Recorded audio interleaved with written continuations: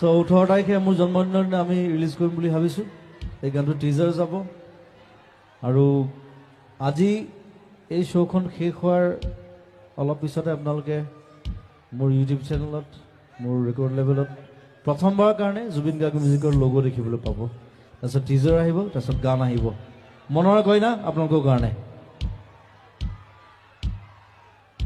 এটা বৰ ধুনীয়া ভিডিঅ' কৰিছোঁ চাই ভাল পাব ৰিলিজলৈ